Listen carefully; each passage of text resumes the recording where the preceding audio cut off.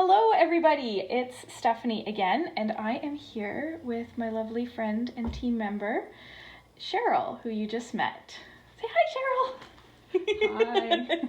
Cheryl is fairly new to card making, but she has some beautiful artwork that she wanted to share, so I'm going to be helping her make a card with her artwork. And you saw Cheryl's beautiful button blanket, and that's kind of the style that we're going to be creating a card in. So she's created this image here that we're going to show you, and this, if you can't really tell, it's a canoe that has some people in it.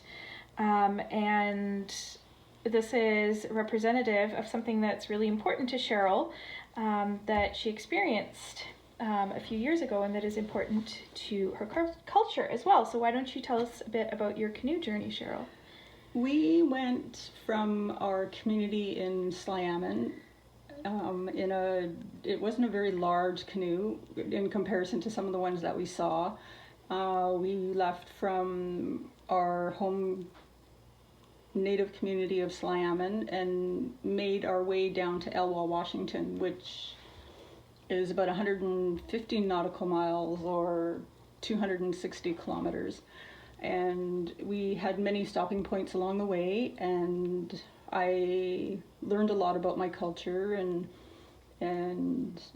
songs and the getting together of all the different communities was really a learning experience for me, and it was very enlightening also to my husband as he's Icelandic and non-native. So it was and our children came with us, which was a good bonding experience. That's awesome. And these aren't like the little, red Coleman canoes that you see at Canadian Tire or anything like that. No, they were made from big cedar trees and carved, and take some time to do, and they're just beautiful, and some of them had like painted designs and just immaculately well carved.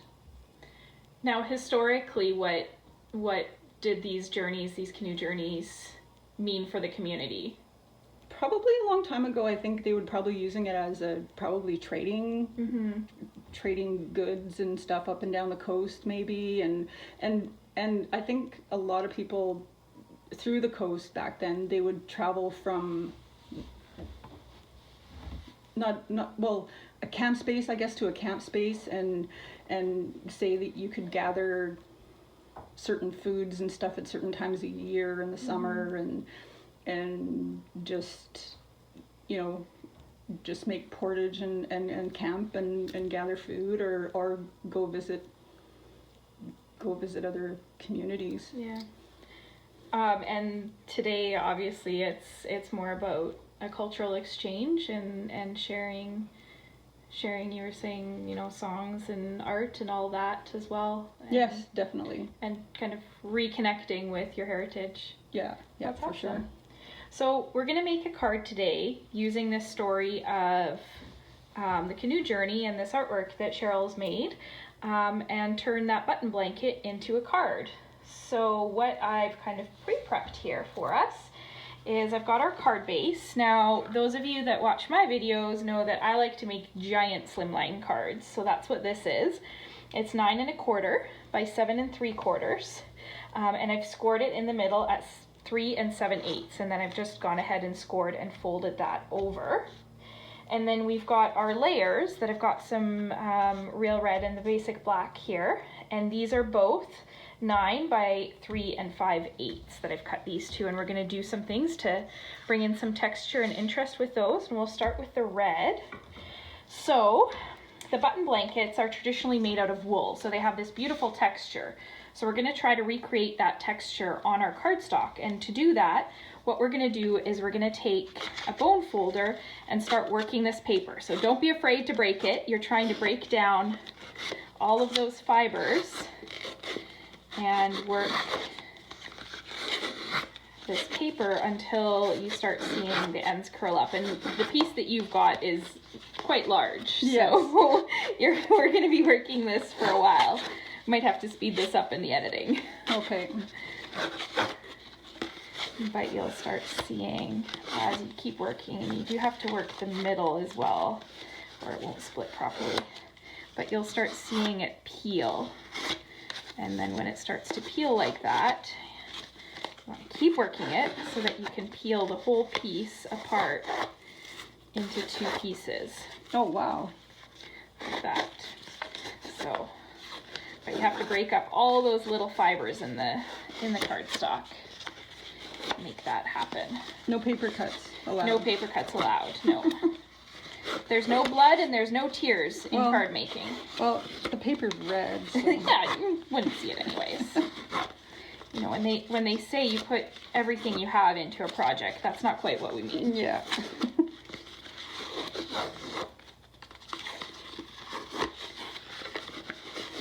This kind of reminds me of cleaning cedar for making baskets. Yeah. And helping some elders when I was younger. Yeah. That's cool. Clean the cedar roots, and yeah. Now it's mostly bark. Yeah. Yeah, because you were talking about like using cedar for clothing, and I can't imagine that, you know, cedar straight off the tree would be very comfortable to wear. Yeah, it's pulled off. Well, it's the inner bark of the cedar, and so you take it out, and it's like strand sort of, and then you pound it, and it makes it really super soft. Nice. And then you make like capes with it, and I mean, you could do rope too. Was another thing. So it was very versatile. Yeah.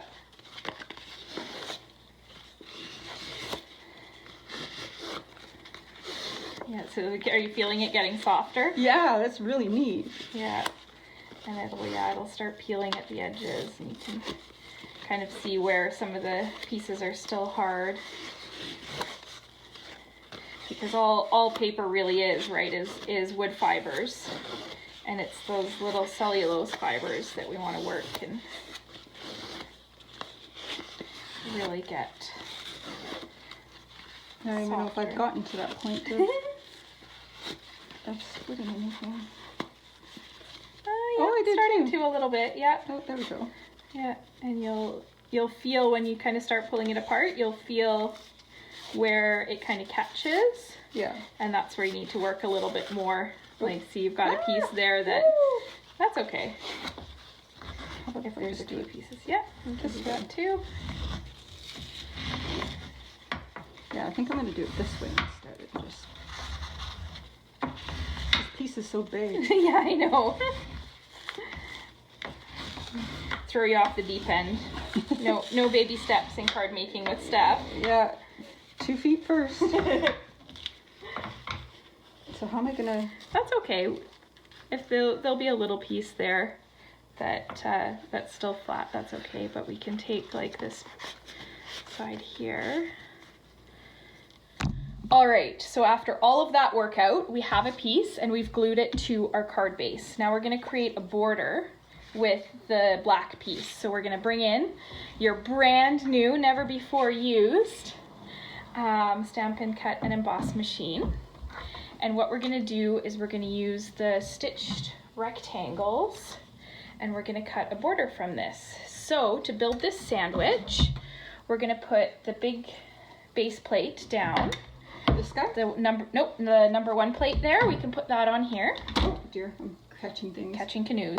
Okay. All right, and then the thinner one here, the thinner white 2? one, the plate number 2. Yep. Okay. Gotta remember the numbers. Okay. Okay, and then one of the clear cutting mats. Now this is going to be scary because we're going to cut into these, so they're not going to be perfectly clear anymore once we're done this. Wow. So okay. That's okay though. Yep. They need to be used. Okay, so this goes that on one top. goes down, and then we're going to put the cardstock on there, and what we're going to do is we're going to line up the die to leave a little bit of a border. And I cheated and I pre-measured because I wanted to make sure that we have room for our buttons. Okay. So now that one goes on top, the other's number 3 plate. And we've got to make sure that that's still straight because sometimes it'll move a little bit. So I like to kind of push it down and then hold it until it actually fully catches. So you're going to push that in and then we're going to crank the handle. And it's going to make some crunching noises and feel really, really tough to put through. Oh my goodness. Okay. There we go. Yeah. Man, you're working me out today. I am. Yeah. Okay. Oh goodness. Wasn't ready for that. Yep. So now we're all the way through. And we're gonna bring this back over here and we're gonna turn, see, you got little creases in there. Okay. And then we're gonna pull this out. And then we're gonna do the other side so that we have a full border for our full card. So this is an easy way to kind of get more bang for your buck from this style of dies, because you can adjust the size of what you're cutting. So now we're gonna cut this side and we're gonna line it up. And I like to kind of check on the back to make sure that my cuts are lining up.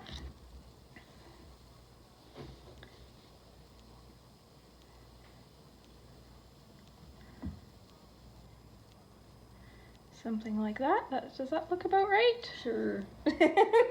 You'll believe anything I tell you at this point, hey? Yep. There you go. Oh, did it move? Is it okay?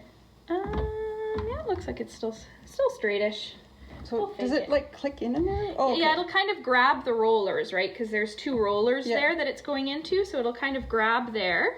Okay. And then Crank away? crank it through. We'll see how straight we got it. Oh, that's a little better. Now that I know what to expect. Yeah. There we go. There we go. All right. So then we can put this aside.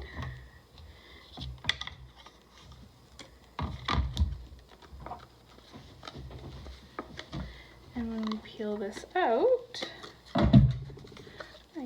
looks like you did a fantastic job. There we go. So now we have a bigger border than the die that we cut. That's pretty tricky. So this one, we could either glue it on here like that, or we can pop it up onto dimensionals so that we have almost like a frame on there. It's up to you what you want to do. Oh, let's pop it up. Okay, so we've got the dimensionals there. And did I grab the right ones? Yep. Okay. Yep. So these just go on here and they're just double-sided adhesive foam. So they pop on like that and then this paper peels off. Alrighty. So go ahead and throw a whack of them on there. We need probably at least 3 on the short sides, and I'd say probably at least 5 on the long sides. So we want to make sure that there's no saggy bits. Okay. Everybody hates saggy bits, right?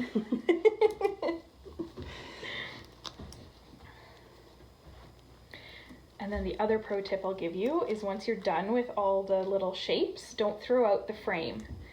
Because see this frame along the edges here? Yeah. You can still cut that up and keep using it. Oh, okay. Oh dear. Didn't line it up quite. Oh, and we'll maybe move it up a little bit so people can see what we're doing. Is that too... Nope. Are we getting too crazy with the... You can't use too many. There we go. You can use too few, but you can't use too many. And if there's any peeking over the edge where we don't want them, we can just trim them off. Alrighty. Because this is just stamps, ink, and paper, and we're not even using stamps and ink today, right? Yeah. Oopsie. Oh, there we go.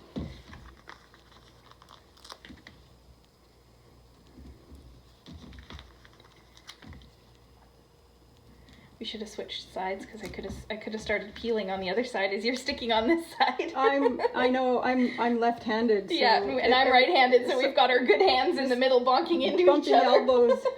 Bumping elbows. Okay. It's always something important to consider when you're crafting with somebody is where are you going to bump into each other?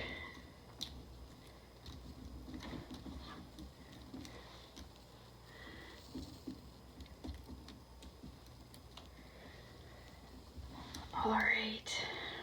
Okay, are we all I think we got them all. unhinged? Yep.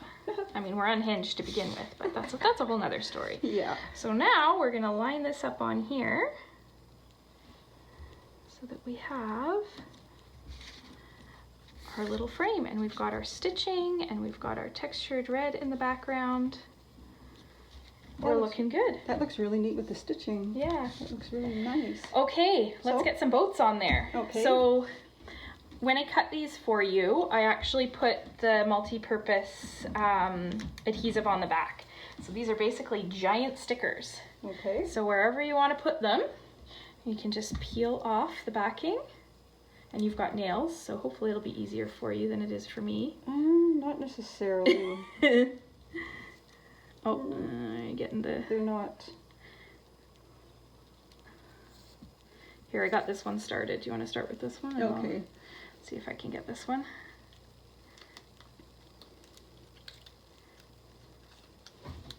Oh, don't rip any little men's heads off. Yeah. Oh. There we go. What was that? Insignificant. It's on the back. Alrighty. Okay. So we should, what are we gonna? Wherever you want to put them. I'll put these guys. Will the other two fit if I put them here? Yeah. Okay, let's just do it. Just do it. Just do it. You can always leave the little guy off if there isn't room for him. Okay.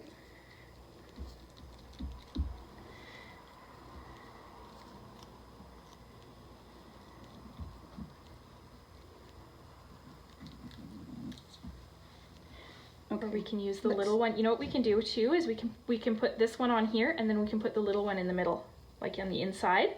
Once we put a sheet of white into the middle, we can put this one in there. Okay, so let's just put this guy Yeah. here. Yeah, and then we'll put a piece of white in the middle and put him in there. We don't have any white handy right now, but That's a good idea. we can do that. All right. Now we have a sentiment to put on here as well. So I'm gonna let you tell us what this sentiment says. And we just engraved it onto some wood. Can you see it?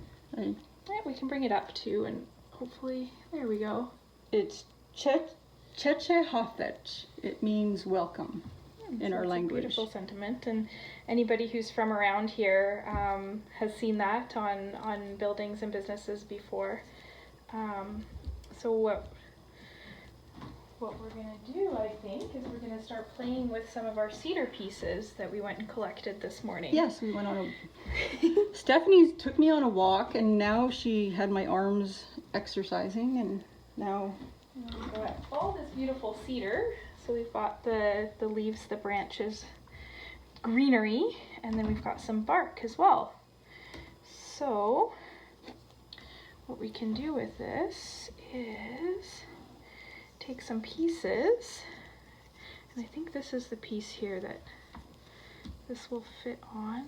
Okay, and then we were gonna... Oh yeah, you're right, yep. So what we can do, we've got some thread here that we're gonna tie some things together. So why don't we grab those glue dots again? Oh, okay.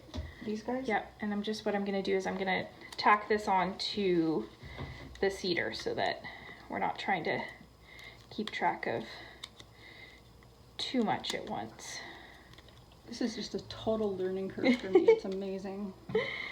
And I've loved everything that I've learned from you working on making these projects. It's so neat to learn about the history and the culture.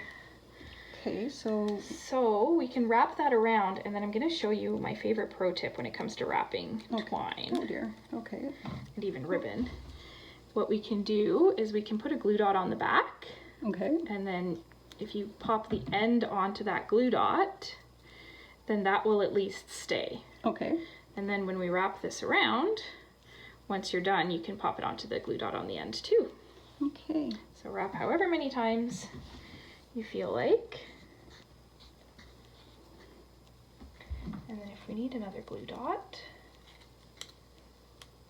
on the back, Okay. we can pop that in there and squish that on there. And then give it a Just snip. snip it. There we go. And then you can do the same thing to the other side. That is so neat. Okay. Let's take... See one, do one, teach one. There we go. And then, where are we? Oh, they're on the other side. Oh, of course.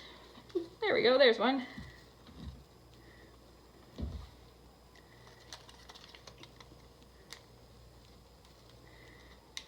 Yeah, you actually have nails. You can do a lot of this stuff with your nails that I need a tool for. Okay, about there. Oh, Yep. Now it's stuck to Now my it's finger. stuck to your finger. Okay. Good. No. Okay, there we go. Alrighty.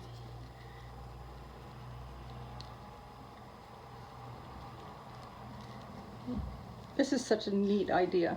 Oh, I'm sorry. There you go. Now we can see what you're doing. Is that about even?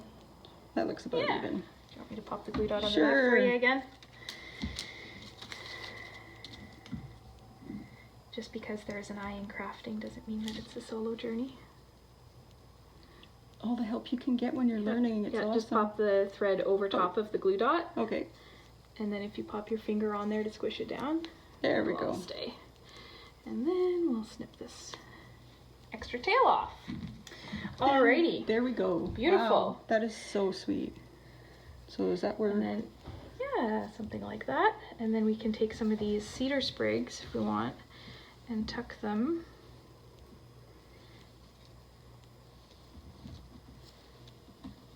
And I did bring some of those gold sprigs from the ephemera pack too, if we wanted to see what it looks like with those. And this, you could even actually tuck these under the border if you wanted, Oh, that's a good idea. like that. Oh, neat. So play with those. Add more, we can move them around. And then I wasn't sure if we wanted to. That might be a bit big. Or if we just, sorry, we just take one of these guys and then maybe make him smaller. Yeah.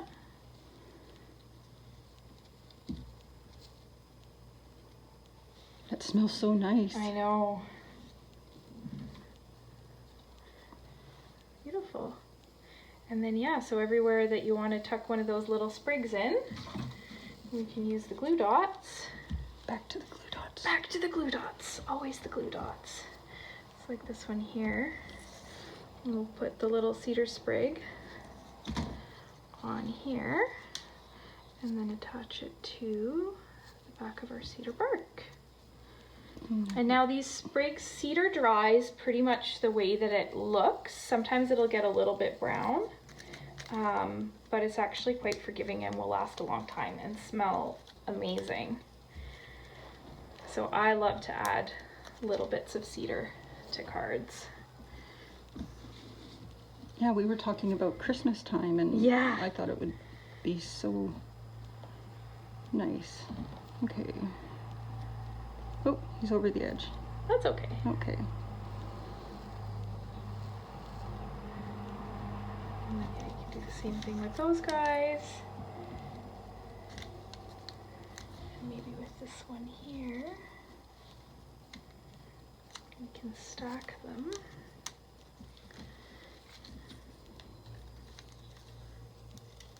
Sorry, I'm in your way.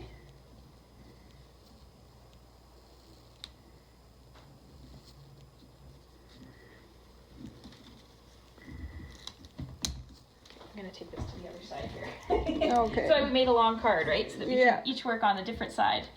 There we go.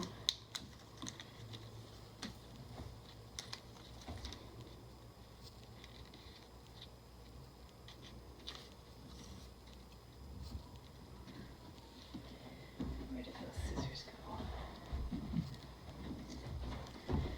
Snip off this little extra bit up here. There we go. So with all your card making magic, how are these guys going to stick down? The cedar. The cedar, we're The going bark. to use dimensionals Okay. because they're super strong adhesive on the back. Alrighty. So what we'll do, oh, that one got caught on a glue dot. So what we'll do is we'll pop a bunch of these glue dots on, or dimensionals on here. And then because it's got that foam, it'll be a little bit more forgiving to kind of the natural texture and the changes. And then we can pop that on there. Beautiful. There we go. Now, it wouldn't be a button blanket without buttons.